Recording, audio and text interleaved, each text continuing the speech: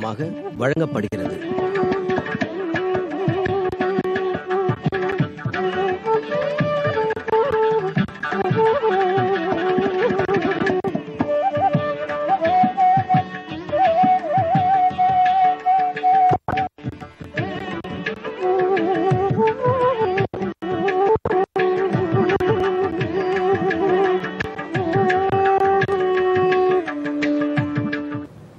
इयं सीता मम सुता सहधर्म चरीतव பிரதீட்சையேனாம் பத்ரந்தே பாணிம் கிரஹீஷ்வ பாணினா.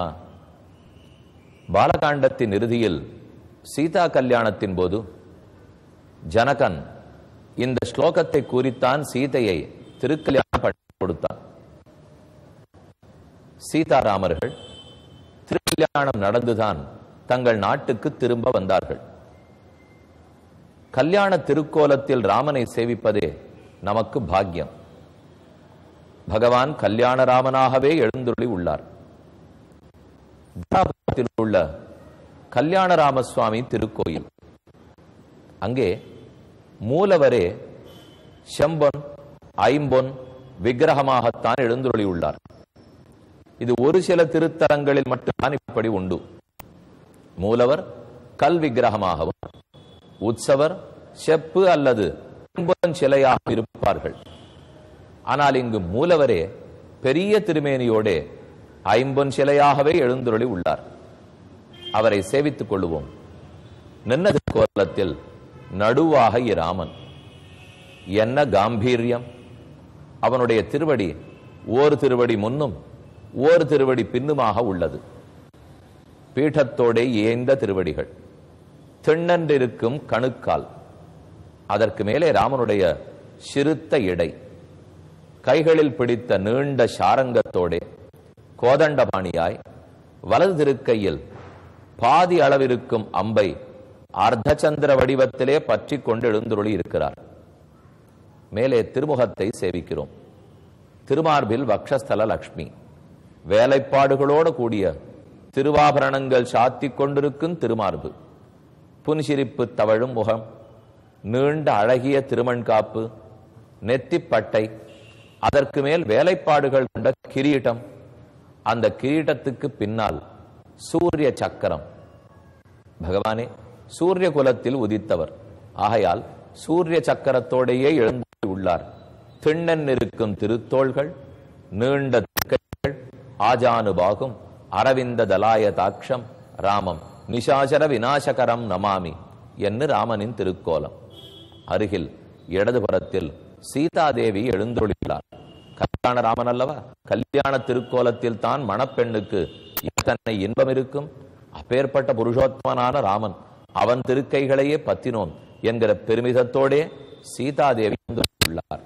இவர்கள் இருவருக்கும் பாதுகாவலாக நிமிர்ந்த நன்னடையோடே, நேர்கொண்ட பார்வையோடே, துடிக்கும் உதடுகளோலே, கையில் பிடித்த வில்லோடு லக்ஷ்மணன் வலதுபுறத்தில் எழுந்துருளி உள்ளார். இவர்கள் மூவருமே பிரதிஷ்டை பூமியோட சேர்த்து எழுந்துருளி உள்ளார்கள். அருகில் இடது கையை தன் மடிக்கருகிலே வைத்துக் கொண்டு வலது கையாலே மூக்கை தொட்டு வாயை பொத்திக் கொண்டு பழைய திருமேனியோடே ஆஞ்சநேயர் உயரமான வடிவத்தில் எழுந்துருளி உள்ளார். இவர் பெருமானை நோக்கி திரும்பி இருக்கிறார். ஆச்சரியமான வடிவம், வினயம், பணிவு மாறாத திருவுருவம். பார்த்தாலே மிகவும் பழமை வாய்ந்தவர் நன்கு தெரிகிறது. ஆஞ்சநேயரையும் ராம பரிவாரத்தையும் மொத்தத்தையும் இங்கு இன்னு சேவித்துக் கொள்ளும் பாக்கியம் பெற்றோம். ராம பக்தி தழைக்க வேண்டும். இந்த கோயிலுக்கு இன்னும் பலரும் வந்து கோயிலை பராமரித்து ராமருக்கு தொண்டுகள் புரிய வேண்டும் கருத்தை தாராபுரத்தில் இருக்கும் அனைத்து பக்தர்களிடத்திலேயும் வேண்டிக் கொள்ளுகிறேன். நாம் அயோத்தியா காண்டத்தில் 14வது சர்க்கத்தில் இருந்தோம். என் ஒருத்திக்கு மட்டும் சொன்ன சொல் தவறுகிறாயே தசரதா, ஏன் என்ன வேணுமென்று வாழ்க்கை என் மேல் பேசினாலும் இயலாமல் மயக்கமடைந்து தசரதன் சாய்கிறான். அப்போது கூறுகிறான், உன்னை மனைவி இல்லை என்று துறந்தேன், பரதனை மகனல்லன் என்று துறந்தேன். சந்தியஜாமி ஸ்வஜஞ்சைவ தவபுத்திரம் சகத்வயா பிரயாதாரஜனீ தேவி சூரிய சோதயனம் பிரதி ராமஹா காரயிதவ்யா மேமிருதஸ்ய சலிலக்கிரியாம். நான் இறந்த பிற்பாடு ராமனே எனக்கு ஜலதர்ப்பணம் செய்யட்டும், ஈமச்சடங்குகளை அவன் செய்யட்டும், சபுத்திரயா நைவ கர்த்தவ்யா சலிலக்கிரியா, உன் மகனோட சேர்ந்து நீ ஏதும் எனக்கு பண்ண தேவையில்லை, உங்களை துறந்து விட்டோம் என்று கூறி மயங்கி சரிய உவாச பருஷம் வாக்கியம் வாக்கியஜா ரோஷமூர்ச்சிதா கிமிதம் பாஷசே ராஜன்னு வாக்கியம் கரருஜோபமம். அரசனே, இத்தனை கேட்டுக்கொண்டிருக்கிறேன், சத்தத்திலிருந்து மாறுகிறாய், நான் கேட்டதை கொடுக்க மறுக்கிறாய், என் உடலை பிளக்கிறா போலே வார்த்தைகளை பேசுகிறாய், இது உனக்கு நன்றாக இல்லை. இப்போதே சுமந்திரனை அனுப்பு, ராமனை அழைத்து வரச் செய், அவனுக்கு ஆணை பிறப்பிப்பாய் என்று அடுத்த கட்டத்துக்கு தயாராகிவிட்டாள் கைகேயி. இவனிடத்தில் கொடு கொடுன்னு சொன்னால் கொடுக்கவில்லை, ஆனால் மனம் தளர்ந்து கொண்டே போகிறான். இனி மயங்கி சரிந்தால் காலை விடிந்துவிடும், நம் வேலை நடக்காது. புரிந்த கைகேயி சாமர்த்தியத்தோட அனுப்பு, ராமனை பார்க்க வேணுமா இல்லையா? நீ இருக்கும் நிலையில் ராமனை பார்க்க வேண்டாமா? கூப்பிட சொல் சொல் என்ன. உடனே தயரதனுக்கு சற்றே மனம் கலங்கி, இந்த போகும் நிலையாவது ராமனை பார்க்க வேண்டாமா? சரி, ராமனை பார்க்க என் மனம் ஆசைப்படுகிறது, அழைத்து வரச் சொல் என்கிறார். சுமந்திரன் அழைத்து வந்தான். தயரதன் பேசக்கூட இல்லை, கைகேயே ஆணையை சொல்லி முடித்து விட்டாள். ஆக அத்தனை வேகத்தில் முடிக்கப்பட்டு விட்டது. ஒரு செயலை தன் விருப்பப்படி நடத்தணும்னால் அதுக்கு கூட்டம் கூடி பேசுறாப்புல பேசி, ரெசல்யூஷன் பாஸ் பண்றாப்புல பாஸ் பண்ணி, கையெழுத்து போடுறாப்புல போட்டு, மீட்டிங்ல உட்கார்ந்து இருக்கிறவா தூங்கிட்டு இருக்கிறச்சேவே கையெழுத்த போட்டு முடிச்சு, இது இத்தனை உலகத்துல நடக்கிறது பாருங்க. அதான் கிட்டத்தட்ட இது. இப்போ அப்படி ஒண்ணு நேரே தயரதன் கொடுத்து விடலை. கொடுத்தார், இல்லை என்றால் மறுத்து இருக்கலாம், அதை பத்தி சந்தேகமே. ஆனால் அந்த சமயத்தில் அவன் மனத்தளர்ச்சியை பயன்படுத்தி கொண்டு சட்டென்று தன் காரியத்தை முடிச்சுக்கணும் இல்லையோ, அதுக்கு தான் செய்கிறாள். ஸ்தாபிய ராஜ்யே மமசுதம் கிருத்வா ராமம் வனேச்சரம் நிஸ்ஸபத்னாம் ச மாம் கிருத்வா கிருதகிருத்யோ பவிஷ்யசி. பரதனுக்கு பட்டாபிஷேகம் பண்ணிடு, நான் ராஜமாதாங்கிற பெயரை பெற்றுக்கொடு, கௌசல்யக்கு அந்த பெயரை தடுத்துடு, அவர்கள் எனக்கு வேலைக்காரிகள் ஆக்கிடு, எனக்கு சக்களத்தியால் எந்த ஆபத்தும் இல்லை என்று சொல், ராமனை காட்டுக்கு அனுப்பு, உனக்கு தர்மசீலன் சத்தியவாக்கியம் தவறாதவன் என்கிற பட்டத்தை சூடிக்கொள், சத்தியம் தவறாதபடியால் சொர்க்கத்துக்கு போய் சேர். பரதன் நல்ல அரசன், மக்கள் அனைத்தையும் மறந்து போவார்கள். மக்களை பத்தி உனக்கு தெரியாத தசரதா, இன்று ஒண்ணு சொன்னால் நாளை வேறொன்னு மாறிவிட்டா இதை அப்படியே மறந்து விடுவார்கள். ராமனை கொண்டாடினவர்கள் 10 வருஷம் பரதன் நாட்டை ஆண்டாள், பரதன் தான் வேணும் ராமன் வேண்டாம் என்பார்கள். அவர்களை நம்பி எந்த முடிவும் வேண்டாம் என்று பலவாறு பேசினாள். தசரதனும் மனம் கலங்கி, சரி ராமனை பார்க்கிறேன், தர்மபந்தேன பத்தோஸ்மி நஷ்டாச்சம் சேத்தனா, என் புத்தி கலங்கி போயித்து, கொடுத்த தர்மத்தால் வாக்கியத்துக்கு கட்டுப்பட்டிருக்கிறேன். ஜேஷ்டம் புத்திரம் பிரியம் ராமம் திரட்டுமிச்சாமி தார்மிகம், என்னுடைய மூத்த மகனான தார்மிகனான ராமனை காண விழைகிறேன் என்று சொல்லும் போதே நட்சத்திரம் மாறிவிட்டது, இரவு பொழுது முடிந்தது, பகல் புலருகிறது. ததப் பிரபாதாம் ரஜனீம் உதிதேச்ச திவாகரே புண்ணிய நட்சத்திர யோகேச்ச முகூர்த்தேச்ச சமாகதே. பட்டாபிஷேகத்துக்குண்டான முகூர்த்தம் நெருங்குகிறது. புனர்வசு முடிந்தது, புஷ்ய நட்சத்திரம் பிறந்தது, ராமனுடைய லக்னமாக கர்க்கட லக்னமும் வந்து சேர்ந்தது. இனி பட்டாபிஷேகம் தான். வெளியில் பார்த்தால் ஊரே கோலாகலம். வசிஷ்டோ குணசம்பன்னஹ சிஷ்யைஹி பரிவிருத்தஸ்ததா. வசிஷ்டர் அனைத்து கேள்விகளிலும் வல்லவர், வேதத்திலே கரை கண்டவர். அவர் தன் சிஷ்யர்கள் புடைசூட சபா மண்டபத்தை அடைகிறார். எங்கு பட்டமளிப்போ அந்த மண்டபத்துக்கு போகிறார். அப்போது சிக்த சம்மார்ஜித பதாம் பதாகோத்தம பூஷிதாம், அனைத்து தெருக்களும் பெருக்கி மெழுகி கோலமிடப்பட்டிருந்தன. ஆங்காங்கு தோரணங்களும் மாவிலைகளும் கட்டப்பட்டன.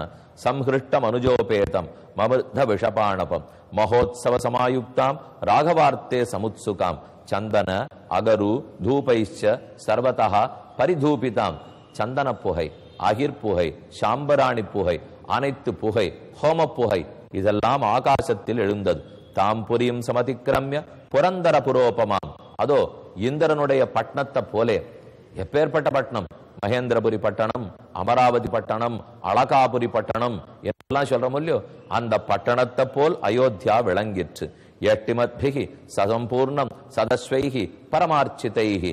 குதிரை, ஒட்டகம், ஆங்கு நிற்க வேண்டிய நீண்ட தேர்கள், ஆனை, பட்டத்துக்குரிய யானை அதது அந்தந்த இடத்தே போய் நின்றது. ததந்த புறமாசாத்திய வெதிச்சக்கிராமதம் ஜனம் வசிஷ்ட பரமப்ரீதா பரம ரிஷிபிராவிருதா. வசிஷ்டர் ஜனத்திரளிலே நீந்தி கொண்டு தான் போக வேண்டிய மண்டபத்தை குறித்து போகிறார். அப்போது தன்னிடத்திலிருந்து சுமந்திரன் வெளியேறுவதை கண்டார். வசிஷ்டர் கூறினார், நேரமாகிவிட்டது. சுமந்திரா, நேரே தசரதனுடைய மாளிகைக்கு போ, அவரை அழைத்து கொண்டு வா, ஆஜாக்கள் காத்திருப்பார்கள், முகூர்த்த நேரம் தவறக்கூடாது என்று வசிஷ்டர் கூறினார். இமே கங்கோதகடாக சாகரேப்யச்ச காஞ்சனாக ஔதும்பரம் பத்ரபீடம் அபிஷேகார்த்தமாகிருதம். இதோ தங்க குடங்களில் கொண்டு வரப்பட்ட கங்கா, யமுனா, தாமிரபரணி, காவிரி, துங்கபத்ரா முதலான புண்ணிய நதிகளின் தீர்த்தங்கள் தயாராகிவிட்டன. காஞ்சனாக ஔதும்பரம் அத்திமரத்தால் செய்யப்பட்ட சிங்காதனம் ராமனுக்கு தயாராகிவிட்டது. சர்வபீஜானி கந்தாச்ச அனைத்து வாசனை திரவியங்கள், விதைகள், ரத்தனங்கள், க்ஷௌத்ரன், ததி, பால், தயிர், பொறி, தர்ப்பம் இது முதலான எல்லாம் வந்துவிட்டன. 8 உயர்ந்த கன்னிகைகள் காத்திருக்கிறார்கள். மத்தச்ச பட்டத்துக்குரிய சத்ருஞ்சய என்கிற யானை காத்திருக்கிறது. சதுரஸ்வஹ 4 குதிரைகள் பூட்டிய தேர் தயாராக இருக்கிறது. இப்படி உயர்ந்த ராமன் பற்றுவதற்கு வில்லு தயாராகிவிட்டது. ஸ்வேதேச்ச வாலவ்யஜனே வெண்கொற்ற குடையும் 2 வெண் சாமரங்களும் தயாராக உள்ளன. சீக்கிரம் போ, त्वरयस्व महाराजं यथा समुदितेहनि पुष्ये नक्षत्र योगेच रामो राज्यम अवाप्नुयात्. पुष्य नक्षत्रத்தில் ராமன் அரசை அடைய வேண்டும். தசரதனை சீக்கிரம் கூட்டி வா. சுமந்திரன் தசரதனின் அந்தப்புரத்துக்கு வந்தார். வேகமாக நுழைந்தார். அவரை தடுப்பதற்கு ஆள் கிடையாது. நேரே நுழைந்தார். அத்தனை சலுக உள்ளவள். தம் து பூர்வோதிதம் விருத்தம் துவாரஸ்தா ராஜசம்மதாக ச சமீபஸ்தா ராஜ்யஸ்தாம் அவஸ்தாம் அபிஜிக்ஞான். உள்ள என்ன நடந்ததுன்னு அவருக்கு தெரியாது. அவருக்கு உள்ள துக்க நிகழ்ச்சிங்கிறதே புரியாது. ஆனால் வெளியில் இருந்தவராய் அதோ மன்னவன். அவருக்கு முதலில் திருப்பள்ளி எழுச்சி பாடுவோம், தோத்திரம் செய்வோம் என்று ஸ்தோத்திரம் என்றார். சுமந்திரஹ பிராஞ்சலி பூத்வா துஷ்டாவ ஜெகதீபதி. ஜகத்துக்கே பதி போன்ற தசரதன் தன்னுடைய வார்த்தைகளால் தோத்திரம் செய்தார். யதானந்ததி தேஜஸ்வி சாகரோ பாஸ்கரோதயே. சூரியன் உதித்தால் எப்படி கடல் ஆர்ப்பரிக்குமோ, ஆகாயத்தில் சந்திரனால் நட்சத்திர கணங்கள் சந்தோஷமடையுமோ, தசரதா உன்னால் தான் சபா மண்டபம் நிறைய வேண்டும். நீர் வராமல் இருக்கிறீர். உத்திஷ்ட சுமஹாராஜ கிருத கௌதுக மங்கள விராமானோ மேரோரிவ திவாகர. மேரு பர்வத்தத்தில் சூரியன் உதித்தால் எப்படி இருக்குமோ அதப்போல் படுக்கையிலிருந்து நீர் எழுந்திருக்க வேண்டும். அயம் வசிஷ்டோ பகவான் பிராமணி சகதிஷ்டதி. பிராமணர்களோட வசிஷ்டர் அனைத்து அரசர்களோட மண்டபத்தை அடைந்து விட்டார். ஏவம் ஹி பவிதாராஷ்டிரம் எத்தர ராஜான திருஷ்யத்தே. எல்லாரும் உன் வருகையைத்தான் எதிர்பார்த்திருக்கிறார்கள். எழுந்திரு, புறப்படு தசரதா. ததஸ்து ராஜா தம் சூதம் சன்னஹர்ஷா சுதம் பிரதி. இப்படியாக பேசிய சுமந்திரனை குறித்து தயரதன் தீனமான குரலில் கூறுகிறான். வாக்கைஸ்து கலு மர்மாணி மம பூயோ நிகிருந்தசி. நீ பேசும் பேச்சு வெந்த புண்ணில் வேலை பாய்ச்சுகிறா போல இருக்கிறது. என் மர்மஸ்தானத்தை உடைத்து விடும் போல இருக்கிறது. இப்படி பேசாதே. சுமந்திர கருணம் ஸ்ருத்வா திருஷ்டுவா தீனஞ்ச பார்த்திவம் பிரகிருஹீத அஞ்சலி கிஞ்சித் தஸ்மாத் தேசாதபாக்கிரமத். ஏன் திடீரென்று நம் மன்னவன் வருத்தத்தோட பேசுகிறார்? இது புரிந்து என்ன நடந்ததுன்னு தெரியாது சுமந்திரன் கைகளை கூப்பிக் கொண்டு சற்றே ஒதுங்கி நின்றார். அருகில் கைகை நிற்கிறாள். என்ன நடந்தது என்று சுமந்திரனுக்கு புரியவில்லை. கைகை ஆணையிடுகிறாள். சுமந்திர ராஜா ரஜனீம் ராமஹர்ஷ சமுத்சுகா பிரஜாகர பரிஸ்ராந்தா நித்ராவசம் உபாகதா. இரவு முழுக்க உன் மன்னன் ராமனை பற்றியே பேசியபடியால் தூக்கமின்றி போயிற்று. தூக்கம் இல்லாதபடியால் சோர்வாக இருக்கிறார். கவலைப்படாதே, ராமனை பார்த்தால் சோர்வு தீர்ந்துவிடும். சுமந்திரா, உன் அரசின் ஆணையின்படி போ, ராமனை அழைத்து கொண்டு வா. தத்கச்சத் துவரிதம் சூத ராஜபுத்திரம் யசஸ்வினம் ராமமானய பத்ரந்தே. ராமனை அழைத்து வா, உனக்கு மங்களம் உண்டாகட்டும். நாத்திர காரியா விசாரணா. இதில் விசாரிக்க வேண்டியதில்லை, நான் கூறுகிறேன், மன்னன் கூறினான் போ. சொன்னத்த உடனே சுமந்திர நகரல ஆஸ்ருத்வா ராஜவஜனம் கதம் கச்சாமி பாமினி. சுமந்திரன் கேட்கிறார், ராஜாவனுடைய ஆணை காதுல படாம நான் எப்படி போவேன்? உன் ஆணை காதில் கேட்டு போகலாமா? இந்த விஷயத்துல நன்னா நம்ம உற்று நோக்கணும். ஒரு பெரிய மனுஷர் பதவியில இருக்கிறவர் சொன்னார்னா அவர் சொன்னார்னு இன்னும் 4 பேர் தங்களுக்கு வேண்டியதை சொல்லிடுவா. அப்படி இருந்தா கேட்க கூடாதுன்னு தெரியுது பாருங்க. நேரம் அவர் சொன்னா தான் கேட்டுக்கணுமே தவிர வேண்டியவா தங்க காரியம் நடக்கணுங்கிறதுக்காக பெரிய மனுஷாளுடைய பேரை மட்டும் உபயோகப்படுத்திடுவா. அவர் ஒன்னும் சொல்லியே இருக்க மாட்டார். அதை போலத்தான் இப்ப சுமந்திரன் ஏமாறுறதா இல்ல. அரசன் சொல்லட்டும், அவளுக்கே அவ்வளவுதான். ராஜமகிஷியான கைகேயின் இடத்துல கூட அவர் விட்டு கொடுக்கறதா இல்ல, அவர் தான் சொல்லட்டும். தச்ருத்வா மந்திரினோ வாக்கியம் ராஜா மந்திரினம் அப்ரவீத். வேறு வழியின்றி அரசன் சுமந்திரனை பார்த்து, சுமந்திர ராமம் திரக்ஷ்யாமி சீக்கிரமானய சுந்தரம் சமன்யமான கல்யாணம் ஹிருதயேன நனந்தச. அவனை பார்த்தாவது என் உள்ளம் இன்பப்படட்டும். ராமனை பார்க்க நான் ஆசைப்படுகிறேன். சுமந்திரா, போய் அழைத்து வா. அப்போதும் வரத்தை பத்தி பேச்சில்லை. அழைத்து வா, பார்க்க ஆசைப்படுகிறேன் என்று கூறினான். வியக்தம் ராமாபிஷேகார்த்தே இஹாயஸ்ய தர்மராட். சுமந்திரன் நினைத்தார், ராம அபிஷேகத்துக்கு நல்லத்துக்குத்தான் இதையும் செய்கிறார் போலும், சீக்கிரம் போவோம் என்று புறப்பட்டு போனார். ராமனுடைய அந்தப்புற வாயிலை அடைந்தார். பல அரசர்கள் கூடியிருப்பதை பார்த்து புன்னகையோடு சுமந்திரன் உள்ளே நுழைகிறார். இனி சீதாராமனை சேவிக்கப் போகிறோம். தற்போதைக்கு கல்யாணராமர் தாராபுரத்திலிருந்து விடைபெற்று புறப்படுவோம்.